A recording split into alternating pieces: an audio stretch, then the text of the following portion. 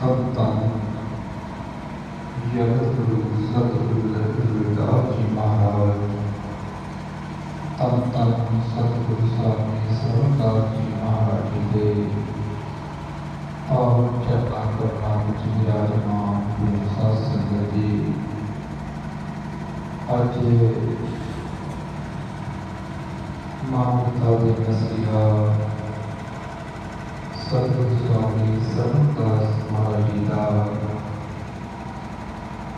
106वां प्रकाश दिहाड़ा बहुत ही श्रद्धा नाल मनाया जा रहा है। सारियां संगतां नूं बहुत बहुत बधाइयां। जगत गुरु सतगुरु रविदास जी महाराज अमृतबाणी विच समुची मानवता कल्याणकारी उपदेश बख्शिश करते हैं। रविदास सोई साधु भलो, जो जाने पर तीरा को देखे तेह सदा तीर। इस संसार को ही संत महान है, जो पराई पीड़ा को समझता है और उसका समाधान करता है। अते खुदी पड़ती हुए मनुष्यता सत्ता मार्ग दिखाता है। सतगुरु स्वामी सरदास महाराज जी का आगमन 15 फरवरी 1895 ईस्वी को सत्कार पिता बाबा बुद्धदास जी महाराज, सत्कार माता माता सुखवंती जी के पाल गए गिरपट्टी जिला बठिंडा विखे होया। आप के माता पिता जगत गुरु सतगुरु रविदास महाराज के चरणों जुड़े हुए सन और सवास अरदास करते सन। जिस वेले आप की अवस्था उम्र 5 साल की सी, आपकी सत्कार माता सुखवंती जी हर के चरणों में जाकर के आपने शाबाश कर गए। बाबा बुद्धदास जी महाराज खेती बाड़ी का कारोबार अपने प्रदेश पुत्र श्री सेवादास जी को संभाल के संत सरवणदास जी महाराज नाल लेके संसार का भ्रमण करते हुए पिंड कानपुर, बल्ला, सिमरीवाल अनेका थाना के नाने भ्रमण किया और पिंड बल्ला की धरती के भाग जाके इतने सतगुरां ने पक्के तौर पर निवास किया।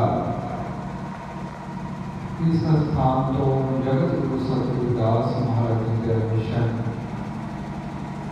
जन जन तक पहुँचने लगा।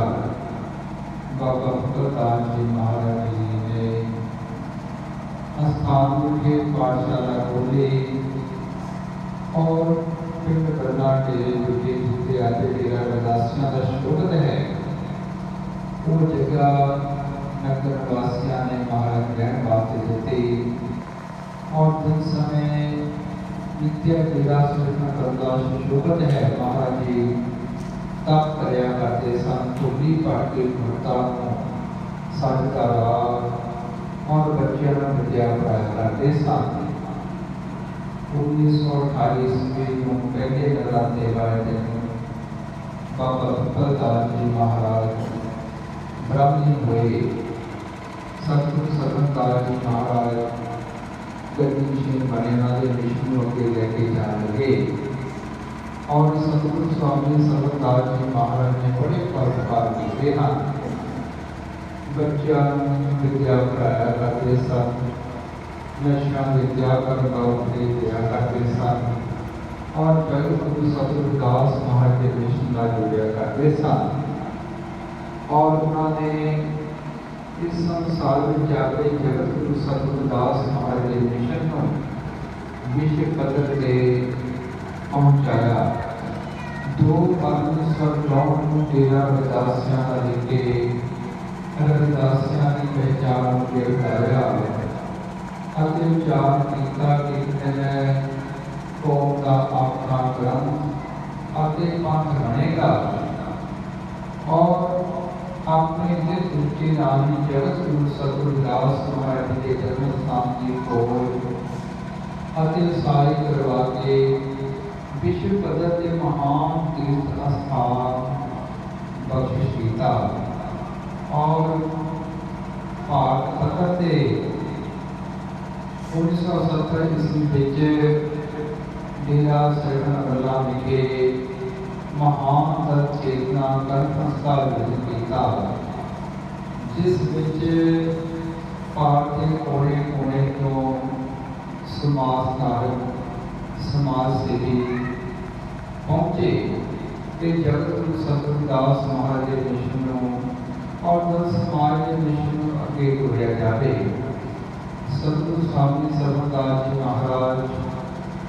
1948 ईस्वी डॉक्टर बाबा साहब भीमराव अम्बेडकर जी मिले और उस तो पहले 1932 ईस्वी गुरु ब्रह्मा पातशाह को मन करते खुले बहुत पूरा मुबारक का मन कर सतगुरु स्वामी सरदास जी महाराज जी ने दूस करवा के बुलाया क्योंकि पिंडा के आस पास के बहुत सारे विद्यार्थी सतगुरु स्वामी सरदास जी महाराज के पासों विद्या प्राप्त करके दिल्ली के पहुँचे और उन्होंने बाबा साहब अम्बेडकर जी को सतगुरु स्वामी सरदास जी महाराज बारे दसिया से और बाबा साहब अम्बेडकर जी सतगुरु स्वामी सरदास जी महाराज को बड़े प्रभावित सा जो 1952 में डॉक्टर भीमराव अम्बेडकर जी पंजाब आए सतगुरु स्वामी सरदास जी महाराज का निर्देशन मिल गए और पत्रकारिता के मेरे श्री पुत्रा से संघर्ष करता रहे और पारियां खुलियां तिथे मान कर गया तो सतगुरु स्वामी सरदास जी महाराज जो हमेशा ही जीवन अज्ञानता कर्म कांडा नरमा का त्याग करके बच्चों को वध तो वध विद्या पढ़ाने का नशा के त्याग करने का अपने माता पिता की सेवा बड़िया का सत्कार छोटिया का प्यार और शब्द की कमाई करने का उपदेश दिया करते सन। उन्होंने भागवत नाम को जो वचन निकलते वो अटल हुए जिथे उन्होंने जगत गुरु सतगुरु दास महाराज के विष्णु जैनन तक पहुँचाया और समाज में उन्होंने अनगिनत बख्शिशा की जिन्होंने गिनिया नहीं जा सकता और 11 जून 1972 ईस्वी को सतगुरु स्वामी सरदास जी महाराज ज्योति दिवस समाए और इस वेले उन्होंने 5 भौतिक संस्कार संस्कार की तैयारी की जा रही थी और उन्होंने इस विचों खून की धारा निकली जिसके दर्शन सारे संगतां ने किए तो गुरु प्यारे साध संगत ने ऐसे संतमान पुरुष आज उन्होंने का नाम पूरे विश्व में विख्यात है। उन्होंने पूरे वर्ल्ड में संगतां याद कर दिया और जो उन्होंने वचन चाल किए कि कौम का ग्रंथ और पंथ बनेगा साढ़े समाज जो आज तक अनगिनत कुर्बानियां हुई याद नहीं किया गया। आप श्री संत रामानंद जी की शहादत हुई उस तो उपरंत विश्व पद्धर से रविदासिया धर्म का लाभ होया अमृत बाणी सतगुरु दास महाराज के प्रकाश हुए। आज पूरा की गिनती में बैठी है कौम धार्मिक आजादी अनुभव करती है तो आज अपना कौम का ग्रंथ और पंथ है साझा करनाली है आप सारे अपना रविदासिया धर्म दिखाना है। गुरु प्यारे साध संगत जी भारत की सब तो बड़ी कौम रविदासिया कौम है और पूरे विश्व में फैली हुई है प्रदेशों में भी पहला ही अरदासिया गिनती के नाम याद किया जाता है। भारत के अलग प्रांतों में भाषा का, रहन सहन का, पहरावे का अंतर है, पर एक गल कौन है कि सारी कौम जगत गुरु सतगुरदास महाराज के पैरोकार, जगत गुरु सतगुरदास महाराज को अपना इष्ट मानते हैं, रहबर मानते हैं। इसके सारे पैरोकार रविदासी हैं और रविदासिया धर्म के प्रचार प्रसार में जगत गुरु सतगुरदास महाराज के समर्पित पैरोकारों का संतां महापुरुषों के आशीर्वाद नाल समाज के गीतकारों का, गायकों का, कवियों का और लेखकों का बहुमूल्य योगदान है। गुरु प्यारे साहिब जी जैसे बीतियां हुई घटनाओं का अध्ययन करते हैं, इतिहास किया जाता है और जो वर्तमान में हो रहा है उस इतिहास को आने वाली पीढ़ियों ने पढ़ना है। वो साडा सारा का फर्ज बनता है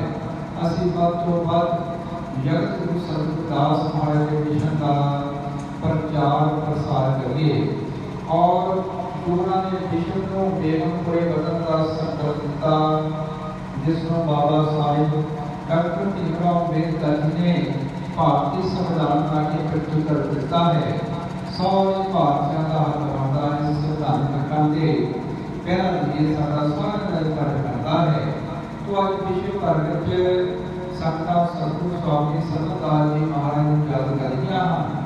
जिन्हों की रविदासिया कौम समूची मानवता में बहुत बड़ी देन है। तो मैं एक बार फिर आज के प्रभागे समय के साथ ही संतां लाख लाख लहदा हाँ